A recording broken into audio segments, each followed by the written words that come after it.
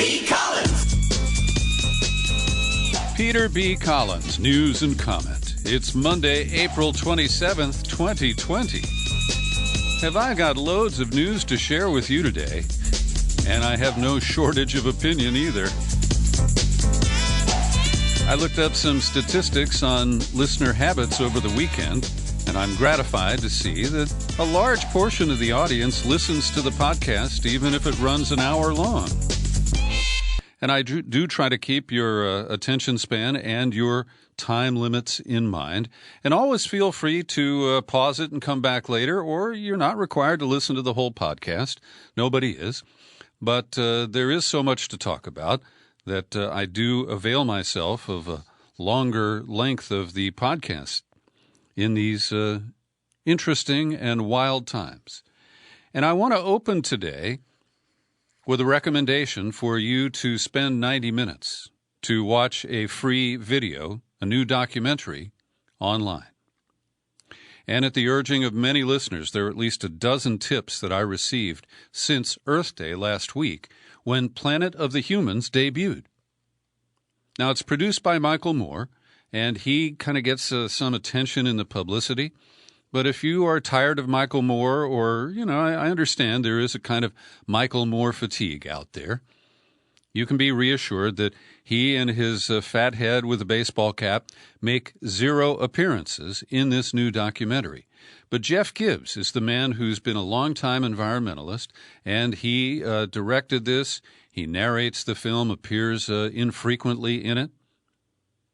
And I have to tell you that it blew my mind. And it was earth-shattering in many respects because it undermines many leaders of the environmental movement who have sold us on a green energy revolution. And all we need is the will and trillions of dollars, and we can shift to all renewable energy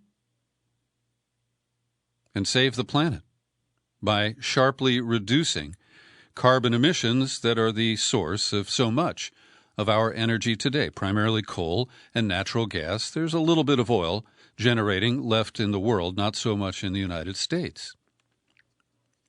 But windmills and solar panels, says Jeff Gibbs, are not the way out of the crisis that we face. And what he shows is that while we might lower our energy bills and feel good if we put solar panels on our houses, that the amount of carbon that is expended to produce solar panels, to set up biomass plants, to build windmill farms, when you look at the lifespan of those investments, they don't pencil out over time. And he describes what he considers to be the illusion that we can green our way out of the problems that the Industrial Revolution and the massive expansion of consumption have created. Gibbs says we are losing the battle to stop climate change because we are following environmental leaders, many of whom are well-intentioned, but who've sold out the green movement to wealthy interests and corporate America. And he describes how the electric cars that are so much in fashion today, well, the elements used to build them and the electricity generated to run them are hardly clean. And it's pretty devastating to see him not confront, but talk to people like Bill McKibben.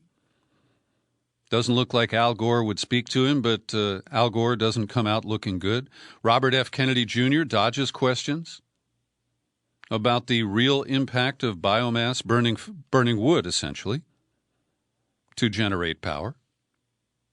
Van Jones, whom I've known from his San Francisco days, going back more than 20 years, he squirms out of a question about the true impact of biomass And Dennis Hayes, one of the co-founders of Earth Day, and we celebrated his political movement in my conversation with Pete McCloskey, the maverick former Republican, former congressman, that was released on Earth Day. And some of it is on the small scale. Jeff Gibbs starts by explaining what caused him to ask questions. He went to a solar fair. It was an outdoor concert with live music, and it was advertised as totally powered by renewable resources. But, unexpectedly, that festival was rained out. And so he followed the cables behind the stage. And they led to backup power from diesel generators. Now, they say that the diesel generators were from biofuel, but he also showed that they also accessed power from the grid. And near the end of the film, he reports on a recent Earth Day celebration. I suspect it was 2019. And on a stage that was emblazoned with corporate logos, including Caterpillar, they said that the event, the PA system, were 100% powered by renewables. And once again, when he followed the power cables, it became quite clear, and he got a couple of texts backstage to admit. So you must watch this film. It will shatter your worldview, and it will lower your opinion of many of the green leaders that I just listed. And Gibbs' bottom line is not a total, doom and gloom. He said, look, if we address overpopulation and overconsumption, including of all things powered by electricity and fueled by fossil fuels, that he believes that it's not too late, so to speak. And so I'll leave it at that. The link to the website, planetofthehumans.com, is in the show file for this podcast. And the film is being made available for free for 30 days from April 22nd. And I hope you will take the time, since many of us have a lot of extra time right now, to sit down and view it and share it widely. And it leaves us gasping, because the whole Green New Deal that many of us embrace, saying, yeah, we're going to fix the planet and fix economic justice in our country. Well, sadly, I now believe that those too are illusory. And we have to really reassess which leaders we can have confidence in today. On to other stories. We have been reporting that the two-man New York State Board of Elections, two Democrats handpicked by Governor Cuomo, were probably going to take Bernie Sanders off the presidential primary ballot. They say, hey, he's not really running anymore, and what's the point? Well, today, they made a shocking announcement. They said that they had voted this morning, both of them, and unanimously decided to suspend the presidential primary in New York State altogether. They're also suspending elections in cases where a candidate is running unopposed. And the language is insulting. What the Sanders campaign wanted is essentially a beauty contest that, given the situation with the public health emergency, seems to be unnecessary and indeed frivolous. Now, behind that language is a cynical motive. Because, for example, the corporate Democratic effort to unseat Alexandria Ocasio-Cortez will go forward. the challenger who wants to take out Eliot Engel, the far-right veteran Democrat who chairs one of the key committees on foreign policy, that race will go forward. But Bernie Sanders will be disenfranchised for the purpose of collecting delegates for the Democratic convention.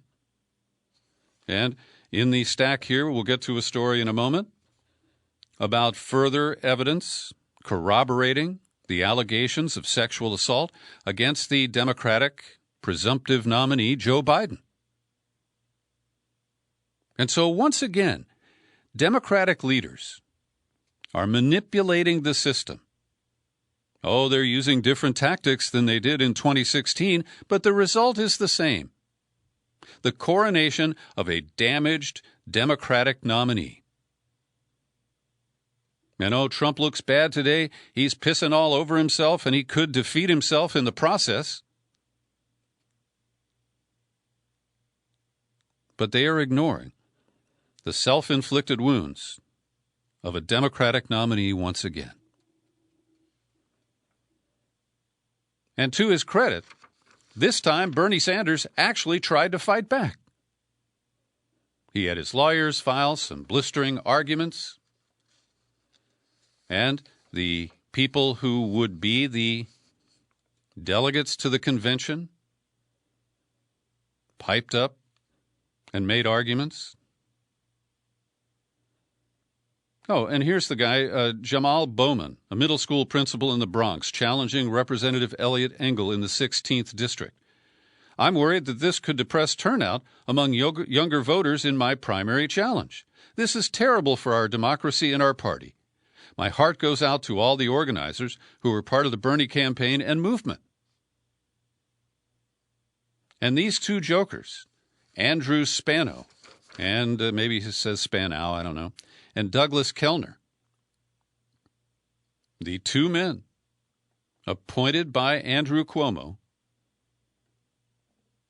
who control the State Board of Elections in New York, have operated in a way that is not just anti-democratic, it is destructive to the credibility of a so-called democratic system.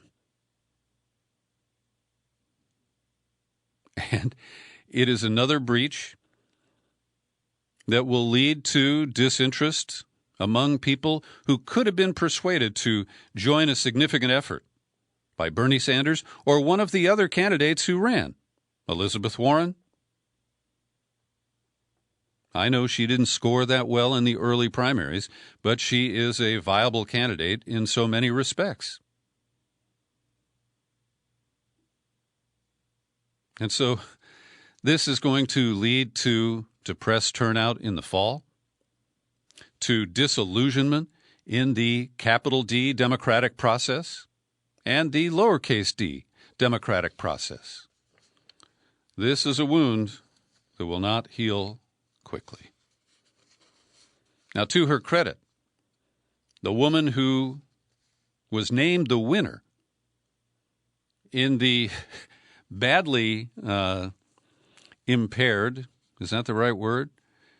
Well, we're talking about the Wisconsin state primary.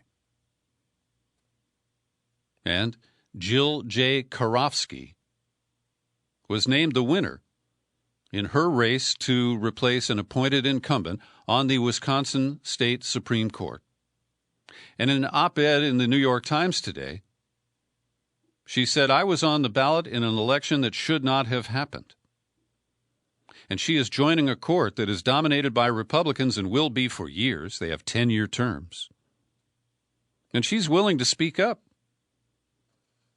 and criticize her future colleagues on the state Supreme Court and the justices of the U.S. Supreme Court for the ham-handed way with obvious partisan outcomes intended.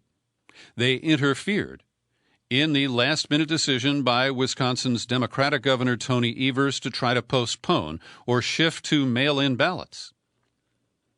And in the op-ed, she points out that the U.S. Supreme Court's majority gratuitously imposed a new postmark requirement. She says for ballots mailed in that in actuality probably wouldn't be postmarked because of the type of mail they were. Now, I'm surmising here, but it sounds like they were using pre-printed reply envelopes that do not require postage to be affixed. And so if there's no postage on it, they don't have to put a postmark on it. And that means that many ballots could be thrown out because they didn't have the postmark that was required at the very last minute by the U.S. Supreme Court. And she writes courageously, both court decisions from the state and federal courts are seen as being along partisan lines, with allies of Republicans refusing to delay the election. Because of the pandemic, the justices of neither of those courts actually met in person when discussing and voting these cases, but they forced many people who wanted to vote in person. And third, every member of the Wisconsin Supreme Court had already voted early. They weren't putting themselves at risk. And in some of the back and forth, the governor of Wisconsin was given only minutes to file a response to a lawsuit the day before the election. Now, this is totally outrageous. And as we see, outrageous practices in this illusory democratic process are not limited to Wisconsin, run by Republicans. Well, let me rephrase that. Under the influence of Republicans on both the U.S. and state Supreme Courts. And in New York State, it's all Democrats manipulating the right of people to vote and have their vote count. And the party leaders never acknowledge that these machinations have a long-lasting impact. And it leaves people like me as an independent. As you may know, I'm not a Democrat. I could never be a Republican. I have registered twice as a Republican so that I could play on the other side of the field. But I am proud to be what we blandly call independents in California, a no-party preference voter. And these are the reasons why. I will not be presumed because I am a liberal, a progressive, a leftist, whatever you want to label me, that I will fall in line and just accept these stinky, manipulated processes where the Democrats are complicit. They're as complicit, they just use different tactics from the Republicans. And now to the advance in the reporting on the credible accusation of sexual assault brought by Tara Reade, who was an employee on the staff of Senator Joe Biden in 1993. And as you know, Reade has accused Biden of sexual assault in an incident where she says he put his fingers into her private parts. Well, now, there are two new sources who've come forward to corroborate certain details about Reade's claim. And this is reported in the Business Insider. I've linked to it in the show file for this podcast. There's also a brief reference to it in a news summary that I found in the British newspaper The Guardian today. I didn't see anything in the Times or the Post or other American outlets about it. Well, let me say that there is current reporting from Ryan Grimm at The Intercept, but I haven't seen it updated to include these corroborations. So a former neighbor of Reade has said on the record that Reade disclosed details about the assault to her in the mid-1990s. Her name is Linda Lacasse. She lived next door to Reade in the town of San Luis Obispo, here on the West Coast in California. The other source was a co-worker of Reade's in the office of a California state senator in the mid-1990s. Her name is Lorraine Sanchez. And they were both working for a state senator. And in that case, Sanchez heard the claims from Tara Reade that she had been assaulted by Joe Biden. And she comforted her, saying that working for our boss, State Senator Jack O'Connell that she was safe in that office. And so these are important validations. And the corporate media so far in this country has only, covered this with obvious regret. They waited until after Bernie Sanders had left the campaign, which I hold Bernie responsible for. That was a precipitative and premature move on his part. And clearly he was pressured. Now the other woman, Lacasse, age 60, is a retired former medical staff coordinator at San Luis Obispo General Hospital. She lived next door to Reed in 1995 and 1996, and I had misstated it wasn't in San Luis Obispo. It was in the neighboring community of Morro Bay. And she says that she and Reed shared a bond because they were neighbors in an apartment complex. They were both moms, and their daughters swam together in the indoor pool at the complex. So this is very damaging information, and you can plug your ears and go, I don't want to hear it. This is a political move to discredit Biden. It's so obvious, just a poison attack on him. Well, if you view it that way, it's because of malpractice by the media and by Democratic leaders. And I view Tara Reid as far more credible, and with this corroboration, she has, to me, stronger standing to make this case than Christine Blasey Ford did against Brett Kavanaugh. And this happened not, at a teenage party where a whole lot of beer was being consumed. It happened in a nook in the United States Capitol. And the power disparity between Senator Joe Biden and a young staffer named Tara Reid, who, after she made her complaint about this to one of her supervisors, was removed from her position managing the interns in Biden's office, and shortly was told she ought to move on. And if you choose to ignore this, and the media chooses to dismiss it, and Joe Biden's denials are accepted without any kind of objective evaluation, you are simply, you're accepting that this time bomb will be available to the hypocritical Trump campaign and his allies between now and November. And once again, democracy becomes an illusion. Meanwhile, I want to credit my friend Ray McGovern, the former CIA analyst. He gave the daily briefing to Ronald Reagan back in the 1980s. He was the first to break the story yesterday, and I've linked to it in the show file for this podcast.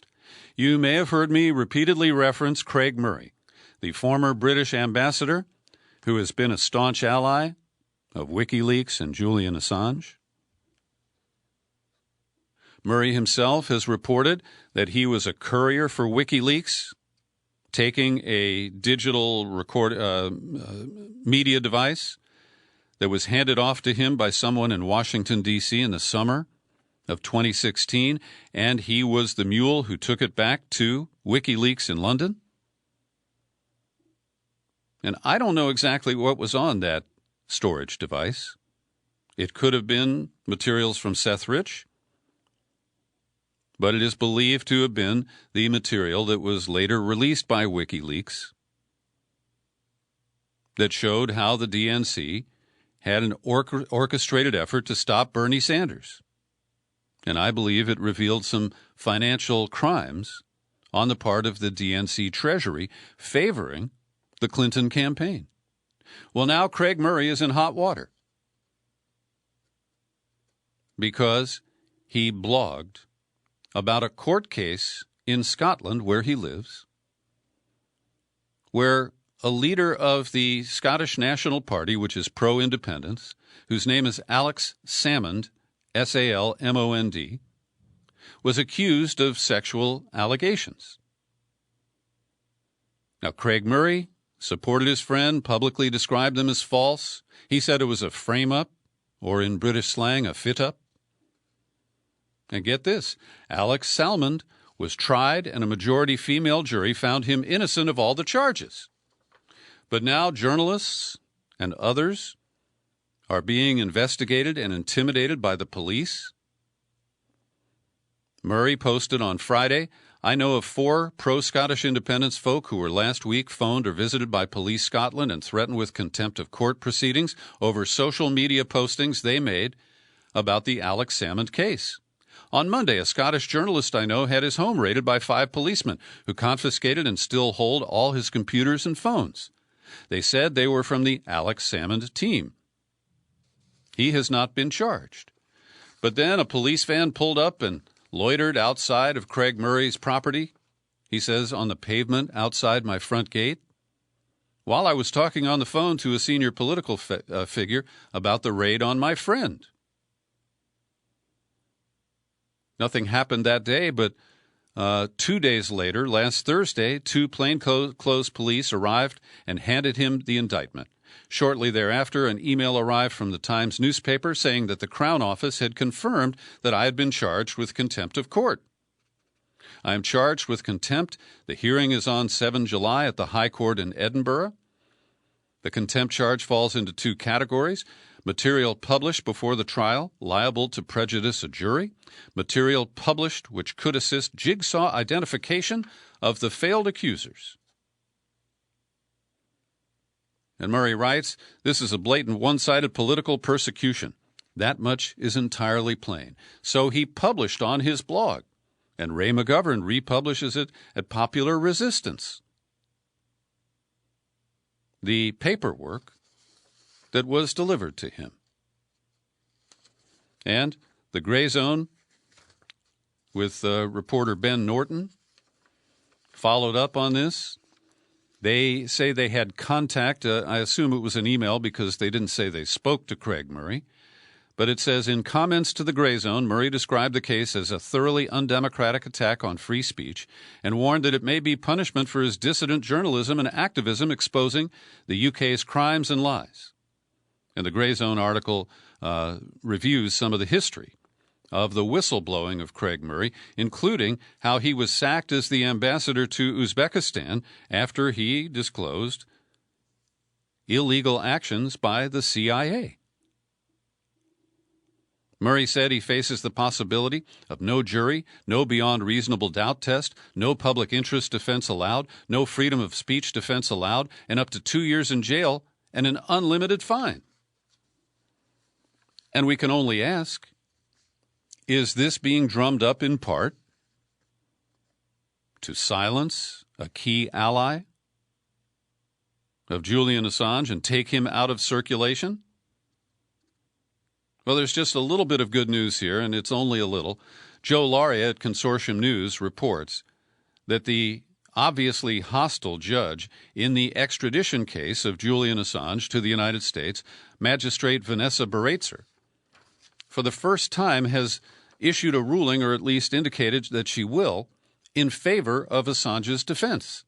They have asked for a delay in the trial because the pandemic has made it impossible for Assange to meet with his lawyers in advance of the May 18th resumption of the extradition proceedings. So she has indicated that she will vacate the May 18th date and is looking at alternatives in July or later. And also at Consortium News, Kevin Gostola adds to the details of a proposed bill called the Espionage Act Reform Bill, and that is being submitted by Senator Ron Wyden of Oregon and Congressman Ro Khanna of Silicon Valley, both Democrats. And in the interest of time, I'll just advise you to take a look at it because it is a draft, and going into all that detail at this point is a little premature because it will have to pass the House and Senate and will likely be severely watered down. So the U.S. Supreme Court today had 2 actions. In one, an 8-1 decision They vilified the Republicans who have been trying to scuttle Obamacare. And one of the moves they made was that when John Boehner controlled the House of Representatives, Republicans in 2014 essentially stopped funding part of the reimbursement to insurance companies, and as part of a complicated formula in the inadequate Obamacare law, the so-called Affordable Care Act. But this 8-1 ruling drew a dissent from Samuel Alito, who just said he wanted more briefings on the case. But it shows that a majority recognized that the Republicans violated the clear language of the Affordable Care Act without bothering to repeal it or amend it, which might have made it narrowly legal. And they are being ordered to repay insurance companies, including some that have gone out of business, somewhere in the range of $9 billion. The other case, the Supreme Court declared moot.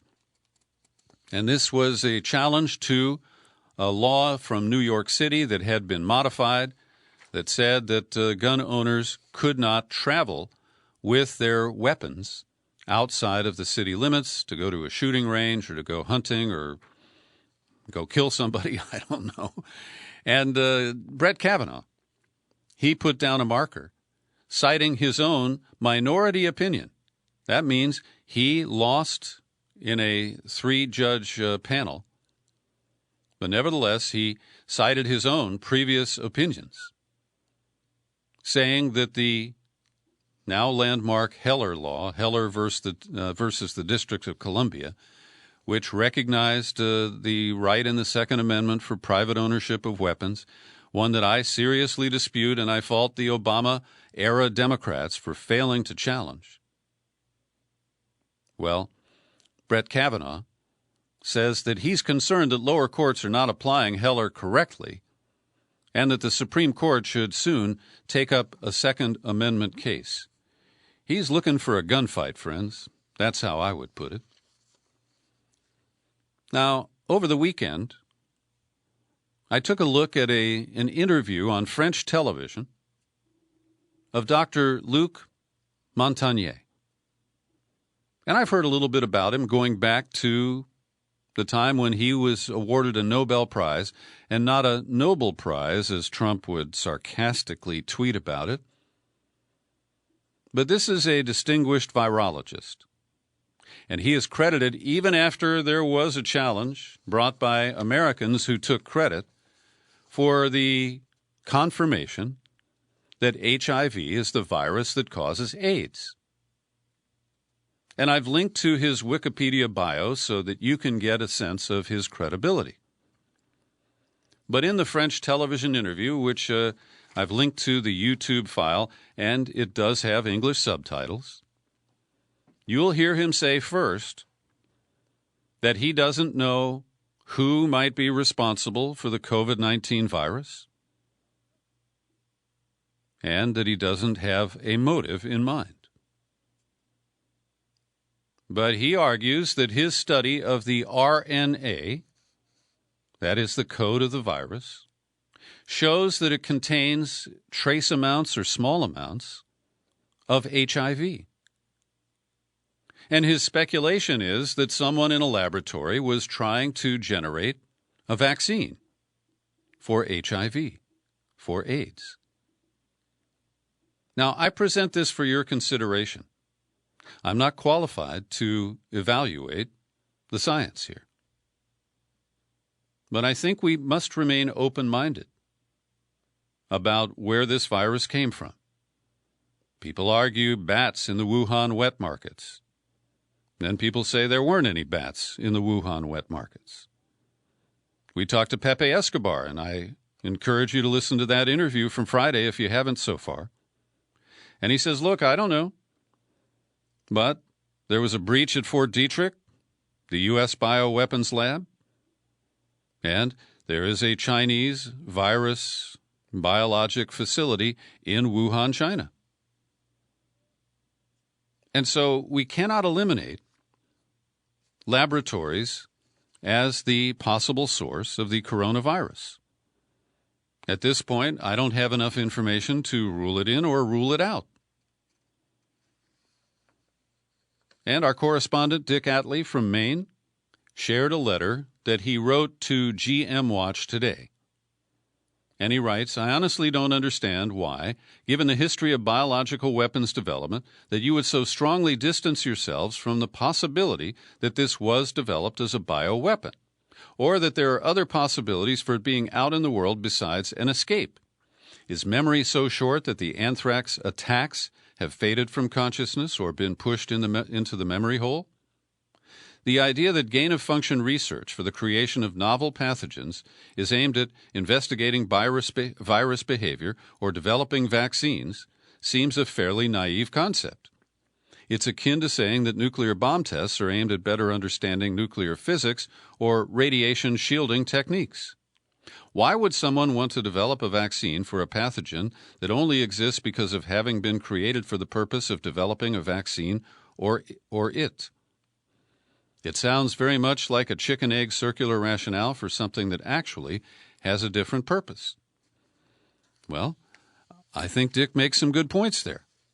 And again, I'm not a scientist, but I'm a curious reporter and investigator, and I'll continue to follow this until we have some semblance of an idea. Now we go to today's COVID-19 report prepared by Linda Lewis.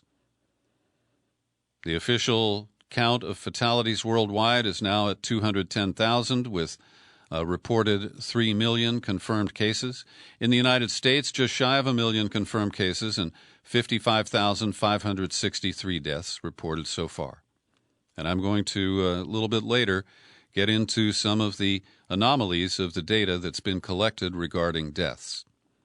So she reports that a study in the UK shows that more than a dozen children have fallen ill with a new and potentially fatal combination of symptoms apparently linked to COVID-19.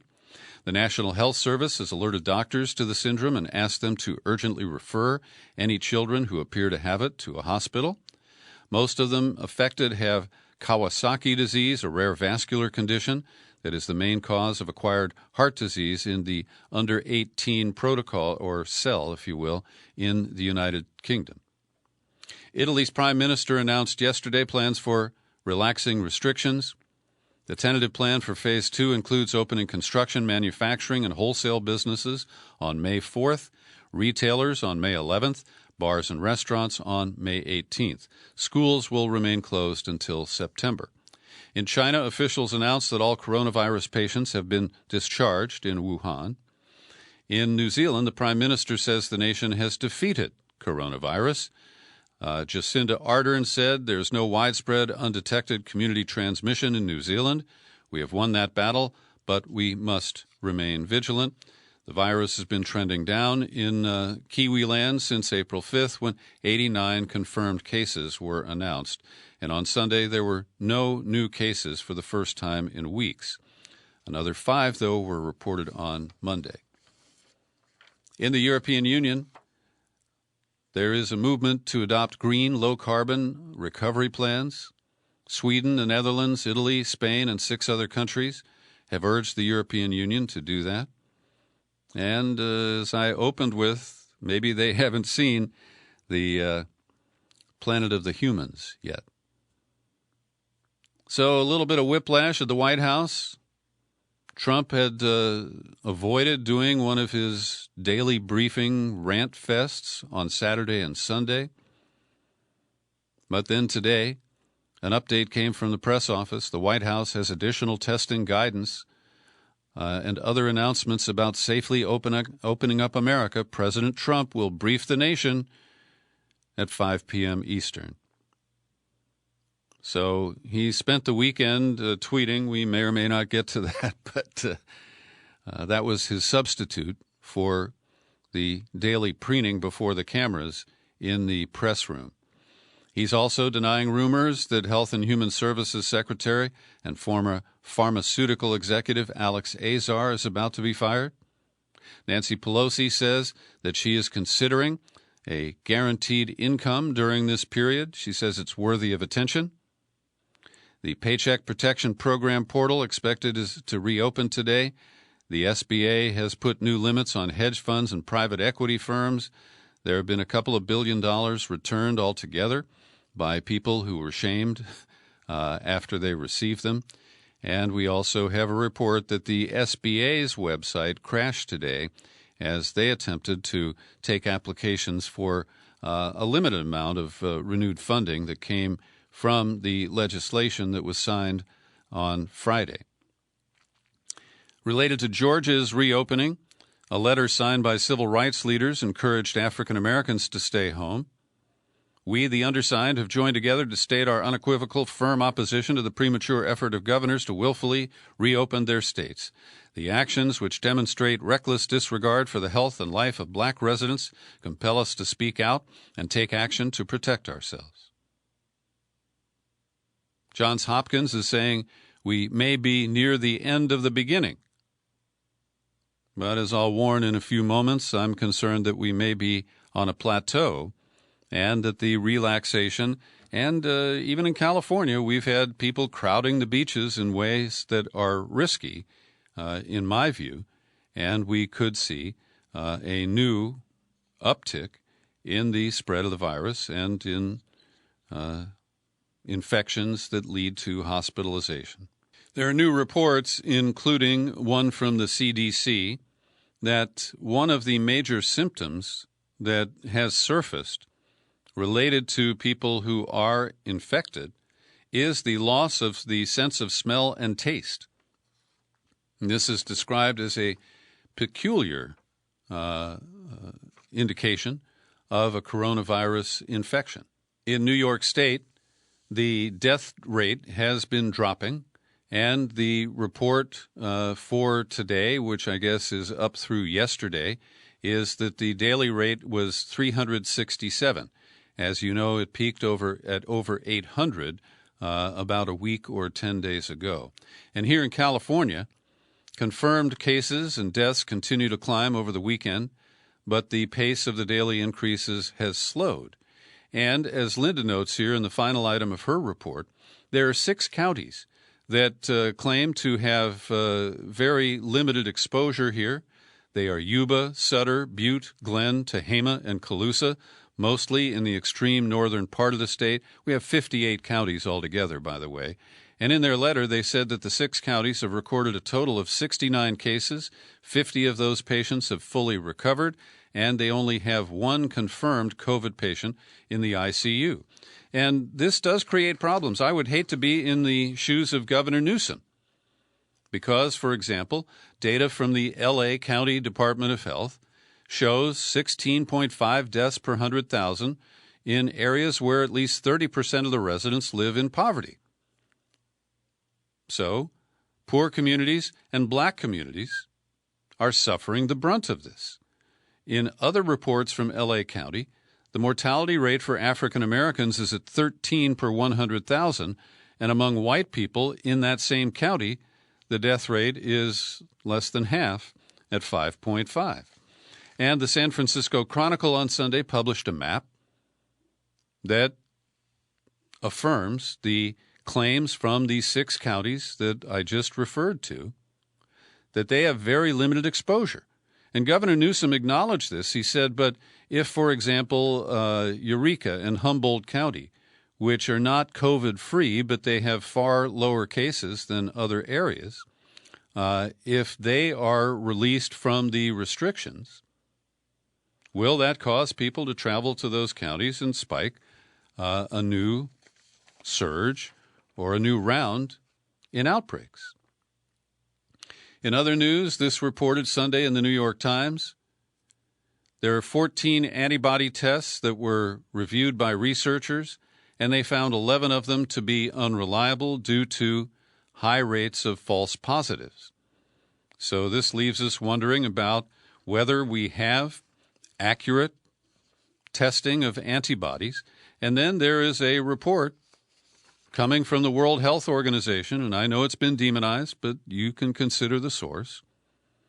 They are saying that there is no evidence that people who have, passed an antibody test won't contract the virus again. They're saying that having it, whether you showed symptoms or not, is not a guarantee, that you can't pass it to other people or get infected later. So this is a nasty virus. It is defying a lot of efforts to understand it and contain it. And I have to admit that, especially when you get into the data, it can be dizzying and leave you just confused. And at moments, I feel very confused about this. Also, a review of the surge in prescriptions for hydroxychloroquine within days of Dr. Trump selling his snake oil from the White House podium. On March 19th, prescriptions topped 31,000 after Trump discussed his hopes for these drugs as a coronavirus cure. That's hydroxychloroquine, chloroquine, and in combination with AZT. So now I'm looking at the charts in the New York Times on Sunday, and it does show a leveling off of deaths in the United States, and it shows a moderate decline in the number of new cases per day. Now, on the one hand, it leads some people with a certain bias to say, well, see, it's no big deal and it's just running its course and, what was all this economic shutdown about? But I think the inverse can be argued. That getting people to stay at home, not going to work, not going to school, to pass it at a time of peak vulnerability, has produced a measurable decline. And then I have to repeat my argument that this could be a plateau. And if people relax too soon, those graphs will point upward again. So here is an analysis published today in the Washington Post where they analyze what they label excess deaths. And what does that mean? The excess deaths are not necessarily attributable directly to COVID-19. They could include people who died because of the epidemic, but not from the disease, such as those who were afraid to seek medical treatment. But this study comes from Yale University, covering a 5-week period up through April 3rd or 4th, April 4th. And at that point, we had 8,128 reported deaths, and that number is north of 50,000 now, so it's a partial snapshot. And excess deaths take a look at the average over time and try to tease out the increase above the average line during this pandemic. And so it does reveal one way to analyze this. For example, New York City is revising its death counts from those early weeks, adding 2,542 COVID-19 deaths to those figures. Now, you can argue about this because the definition of a COVID death varies. We know that some people who died at home were tagged as COVID-related. And COVID-related often means that these are people who had severe underlying conditions. They were highly vulnerable. And that leads a lot of young and healthy people to say, oh, I don't have anything to worry about. But the Yale estimates, excluding New York City, say that approximately 1,700 more New York State residents than would be expected to die had passed on as of April 4th. So that is one form of analysis. And then, with thanks to my local TV volunteer producer, Ginger, she forwarded me an email from Dr. Arthur Furstenberg. We mentioned him last week. He's got a new book out, and he argues that wireless emissions, including 5G, place humans at greater risk. And it is correlative, as I view it. I haven't really steeped myself in his scientific viewpoint. But, for example, he answers questions that are coming up. Did 5G cause the coronavirus? No. Does 5G cause disease similar to the coronavirus? He says yes. Did it originate in bats? No. Is COVID-19 a recombinant RNA virus created in a laboratory intentionally or unintentionally as part of a research program whose purpose was to protect the population? Did it escape accidentally from a virology lab in Wuhan, China? He says probably. He doesn't mention Fort Detrick or any other laboratory as a possibility.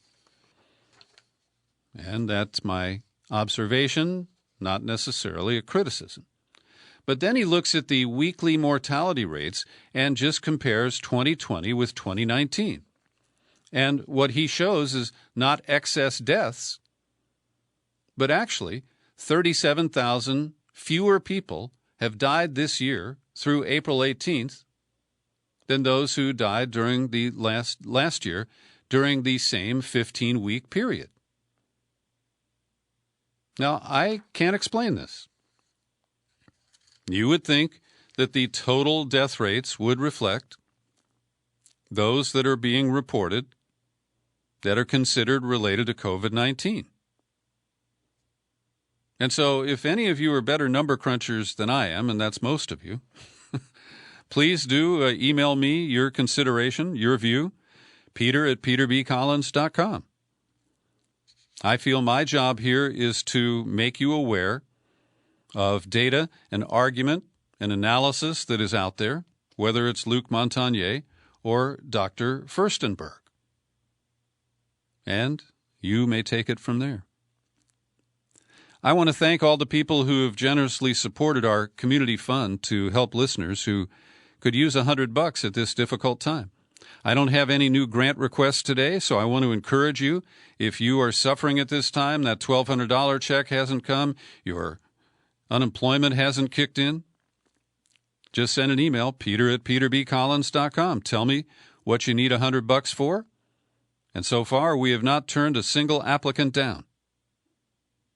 As I've mentioned, this applies inside the United States as well to members of our international audience. And so feel free to send me an email. Let me know that you could use $100, and I'd love to pass it along. Now, it's funded by money that I kicked in. I've also converted all of the subscription money that is covering the 60-day period from, I think I started this around April 15th. And I want to thank Benny Alto in Oregon, who put another $25 into the fund in honor of Trixie the Wonder Dog. And I know Benny's got a passel of pooches. So, Benny, thank you very much. I appreciate your support. And for people with obsessive-compulsive disorder, this can be a very difficult time. And Jeff Bell is a man I've been listening to for years. He's the afternoon anchor here in San Francisco on News Radio KCBS. And Jeff did an interview with me a couple of weeks ago. It first was posted at Who, What, Why, and I know some of you caught it. But I'm posting it today. My agreement with Who, What, Why is I give them the first take on certain interviews, and then I post them here 14 days later, 2 weeks. So it's available for my subscribers now at peterbcollins.com. And I had a great conversation with Jeff. We're both radio people. We're both sailors. And one of his very deep OCD episodes revolved around an incident where he thought he had hit another watercraft, a boat, with his own boat. It's actually his dad's sailboat at the time. And Jeff is a guy who has become a spokesperson for a national OCD organization. He wrote a book about it, Rewind, Replay, Repeat, a memoir of obsessive-compulsive disorder. And here's an excerpt from that conversation with Jeff Bell. Obsessive-compulsive disorder is a brain disorder. We know from PET scans and other forms of brain imaging that the OCD brain, if you will, is both functionally and structurally different from the non-OCD brain. So there is a physical component to this. That said, the OCD cycle, if you will, I think is very relatable for just about everybody. And what that is we we have obsessions, and these are intrusive highly disturbing thoughts that literally get stuck in the brain of somebody with OCD. And then we have compulsions that are these ritualistic efforts of ours that we take in an effort to try to dislodge that disturbing thought. So for those of us with contamination fears, the obsession might be, what if I get sick? Or, in my case, what if I get others sick? I have what's often called reverse contamination obsessions. And then the compulsions, logically enough, would be to scrub my hands or to avoid contact with other people. Many of those behaviors that you're talking about right now that the entire country is taking on, and rightfully so. So what's confusing is those of us who battle the disorder are trained through therapy to stand up to our compulsions. So in normal times, if we are battling contamination obsessions, we would stand up to the compulsive urge to scrub our hands endlessly. Now, all of a sudden, we're being told, like all Americans and folks around the world, that we should be scrubbing our hands, as we should be. So the challenge becomes to follow the CDC guidelines as you are and not go beyond them right now. And so that in essence is the most confusing aspect of this. There's also a positive side, though, too, if you will. And that is those of us who have been through OCD therapy have been given some tools that I think are very helpful for learning how to navigate uncertainty that perhaps the rest of the world hasn't been exposed to. That's Jeff Bell, and I encourage you to listen to the interview and feel free to share it with anyone who has dealt with OCD.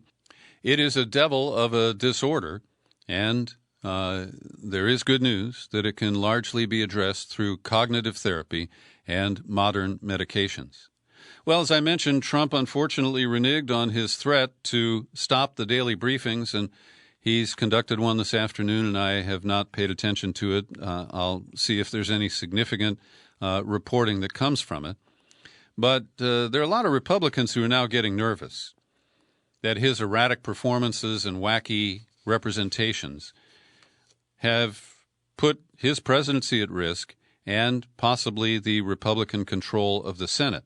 I consider the House to be likely retained by the Democrats, but anything could happen. He could tweet his way in a scorched earth manner that obviously could save either the Senate or the House, or turn the House to Republican. But even the Drudge Report has been making fun of Trump. And, of course, it's been devastating. The comics on television, Randy Rainbow had a great piece that I featured in my Sunday night music exchange on Facebook last night, and it has set Trump back. And, of course, when he feels victimized and despondent, he turns to Twitter. Well, I want to recommend a piece, I've linked to it in the show file for the podcast, where a group of New York Times reporters analyzed 260,000 words that Trump has delivered since he took over the so-called pandemic briefings at the White House. And the defining elements relate to self-congratulations, self-aggrandizement, very few attempts to display empathy or appeal to national unity, frequent, almost reflexive attacks on the media, and it really is an interesting unpacking of the word salads that he has tossed our way as he tries to project an image of leadership. He has claimed falsely that he always responded quickly and assertively when, in fact, he repeatedly downplayed the seriousness of the virus. He's pointed fingers at governors, at China, at reporters, and the World Health Organization. He's blamed Obama and how the cupboards were bare, the national stockpiles were depleted, and on and on and on. Now, part of this has pushed Michael Cohen, an opinion columnist at the Boston Globe, over the edge. The headline reads, "Say it loud, say it clear, Donald Trump needs to resign over his handling of the coronavirus." And he says that could we inject disinfectant in humans? And it was a question, let's be fair. I have seen it exaggerated, and, some of the accounts, I think, misrepresent what he said as loony as it actually was. So Cohen freely admits that this is not going to produce the result that he wants, but that he says, I'm under no illusions that Trump is going to resign, but demanding accountability would serve as a reminder that even in the wreckage of the Trump era, some basic political norms still matter. So some of the tweets that Trump put out on Melania's birthday, that was the first tweet. Happy birthday to Melania, our great first lady. Was she by his side? he shit tweeted all over the place. There was the rip into the media where he talked about people who had won Nobel Prizes, not Nobel Prizes. And once again, when he was challenged on that, he claimed it was sarcasm and that people just don't get his sarcasm. Yeah, once again, he's a victim. And there is no indication that any of the recent claims he's made of sarcasm can be interpreted that way by any objective person. So he's been at it again, and I still say that Twitter should have shut him down a long, long time ago. Now, one of the reasons he went after the Nobel Prize-winning reporters is that Bill Barr, the Attorney General and lawyer to the president, leaked to the New York Times tidbits of the Durham investigation. That's John Durham, the U.S. Attorney in Connecticut, who is investigating Russiagate. And as you know, I'm sympathetic to exposure of the way the intelligence community operated to create the Russiagate scenario, how the Democrats embraced it as a way to explain away Hillary's loss in 2016. But what is fascinating here is the latest headline is that John Durham's review of Trump-Russia inquiry is said to look at media leak. And John Durham has been pretty tight-lipped, like Bob Mueller generally was during his protracted investigation. But that's not good enough for Bill Barr, so he is leaking. Now, he does it in public. He calls up reporters and say, hey, you better wait for this Durham report because it's going to show that the media colluded to falsely accuse Mike Flynn of communicating with the Russians before he was actually in office as the National Security Advisor. But to have an official leak about leaks, I think it's just a teaser. And at some point, Durham will release his investigation, probably timed for early October. And we've had October surprises in the past, and I'm sure that's probably what they're trying to stage here.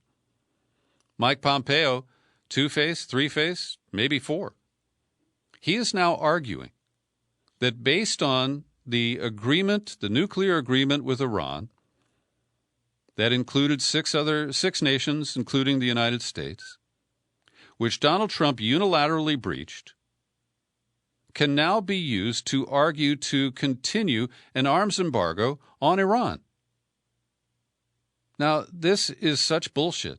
It's illogical. It's disingenuous. It raises questions. Well, did the U.S. really exit the Iran nuclear agreement? Because now they're trying to invoke it to extend the arms embargo and to force the other nations that signed on to the deal with Iran to back the United States. It is sheer idiocy. And Pompeo's trying to pass it off as diplomacy. And finally today, it's an open question. Is Kim Jong-un, North Korea's strongman leader, dead? Is he brain dead?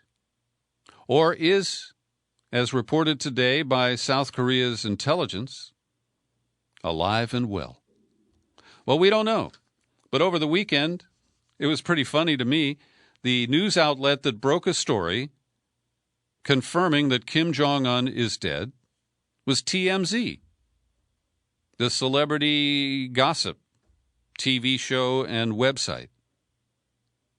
And I put up a little post on Facebook, tongue-in-cheek. I said, well, TMZ has extended its K-pop coverage north of the DMZ and is first to report that Kim Jong-un is dead. So I watched all the official news organs over the weekend, and the most you could get is, well, there's a lot of speculation out there, and his private railroad car has been parked at his villa on the eastern shores of North Korea for a couple of weeks now. But the truth is, we don't know.